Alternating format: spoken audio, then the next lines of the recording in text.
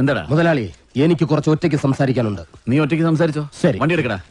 അതല്ല, നമുക്ക് രണ്ടുപേർ കൂടി ഒറ്റയ്ക്ക് സംസാരിക്കാനുണ്ട്. മുതലാളി വന്നേ. റോക്കിയുടെ സോറിയെ പറ്റി സിജോയുടെ അഭിപ്രായം എന്താണെന്ന് പല ആൾക്കാർ എന്നോട് ചോദിച്ചിട്ടുണ്ടായിരുന്നു.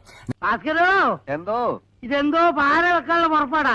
ഞാൻ ഏറ്റവും ആദ്യം പ്രതികരിക്കേണ്ട എന്നാണ് വിചാരിച്ചിരുന്നത്. കാരണം അനാവശ്യമായിട്ട് എന്തിനാണ് ഞാനായിട്ട് വിവാദങ്ങൾ ഉണ്ടാക്കുന്നത്. പക്ഷെ ഇനിയും പ്രതികരിക്കാതിരുന്നു കഴിഞ്ഞാല് ശരിയാവത്തില്ല.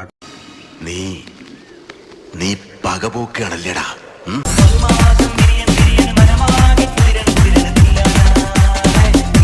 പുള്ളിക്കാരൻ ഇങ്ങനെ ഓരോ ഇന്റർവ്യൂസിൽ ഈ വെളിവും വെള്ളിയാഴ്ച ഇല്ലാണ്ട് ബോധമില്ലായ്മ, വിവരമില്ലായ്മ, ഒളിപ്പില്ലായ്മ ഇങ്ങനെ ഛർദ്ദിച്ചുകൊണ്ടേയിരിക്കുകയാണ്. മതി, ഒരബദ്ധമൊക്കെ ആർക്കും പറ്റും. പക്ഷെ നിനക്ക് പറ്റുന്നതൊക്കെ അബദ്ധമാണ്. അതാ കുഴപ്പം. 100% ഞാൻ യോജിക്കുന്നു. നിനക്ക് കൃത്യമായിട്ട് അറിയാമായിരുന്നു 16ാമത്തെ ദിവസം ഞാൻ ആ ഹൗസിൽ നിന്ന് ഇറങ്ങിയിട്ട് എനിക്കൊരു ഓപ്പറേഷൻ ഉണ്ടായിരുന്നു എന്നുള്ളത്. അത് കൺഫറൻസ് റൂമിൽ കിടന്ന് കരഞ്ഞപ്പോഴത്തേക്ക് അറിയില്ലെങ്കിൽ പുറത്തിറങ്ങിയപ്പോഴത്തേക്കും നീ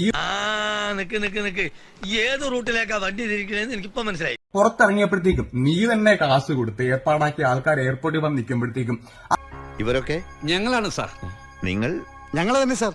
അതെ, നിങ്ങൾ ആരാണ്? ഇവരൊക്കെ എന്റെ കൂടെ വന്നവരാണ് സാർ. അതെ, ഇവരാരൊക്കെയാണ്? അവരിവരൊക്കെയാണ് സാർ. നിൽക്കുമ്പോഴത്തേക്കും ആ മാലയ്ക്ക് എത്ര രൂപടാ? കാരണം നീ തന്നെയാണല്ലോ മാലയ്ക്ക് കാശ് കൊടുത്ത് മാല വെപ്പിക്കുന്നു, കിരീടം വെപ്പിക്കുന്നു. ഒന്ന് നിർത്തുവോ? മനസ്സമാധാനം തരുവോ? നിർത്തൂലടാ, അമ്മാര് ഷോയിലെ കുറച്ചാളായിട്ട് നീ അവിടെ കിടന്ന് കാണിച്ചു കൂട്ടിയത്. നിനക്കൊരു കൂളിംഗ് ഗ്ലാസും കിരീടം വെച്ച് ക്ലാസ്സിൽ വന്നിരിക്കായിരുന്നില്ലേ? നിനക്ക് ഉളുപ്പുണ്ടായിരുന്നെങ്കിൽ, മര്യാദയുടെ ഒരു അംശം ഉണ്ടായിരുന്നെങ്കിൽ നീ എന്നെ എന്തെങ്കിലും കോണ്ടാക്ട് ചെയ്യാൻ പറ്റില്ല. എന്നോട് നീ മാന്യമായിട്ട് ക്ഷമയും പറയണ്ട. എന്റെ വീട്ടുകാരെ കോണ്ടാക്ട് ചെയ്തിട്ട് അവരെ ഒന്ന് ആശ്വസിപ്പിക്കാം. അല്ലെങ്കിൽ അറിയാണ്ട് ചെയ്തു പോയതാണെന്ന് ഒരു വാക്ക് അവരോട് പറയാം. എന്റെ മോനെ, നീ അത് ചെയ്തോ? പോട്ടട സുന്ദരേശ, നിന്നെ പോലെ വിഷമം എനിക്കുണ്ട്. എന്റെ ഭാഷയിൽ പറഞ്ഞു കഴിഞ്ഞാല് കുണുവാവ അതങ്ങ് ചെയ്തിട്ടുണ്ടായിരുന്നോ? ഇല്ലല്ലോ.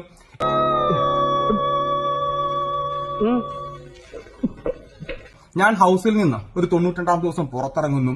ഫിനാലെല്ലാം കഴിയുന്നു. നിന്നവിടേക്ക് വിളിച്ചിട്ടില്ല.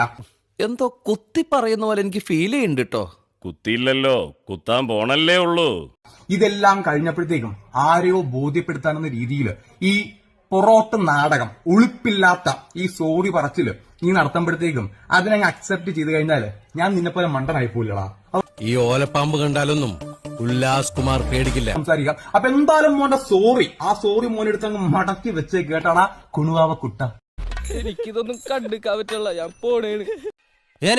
ഞാൻ പോകുന്നു. Bye bye. അയ്യോ, വഴി മാറി.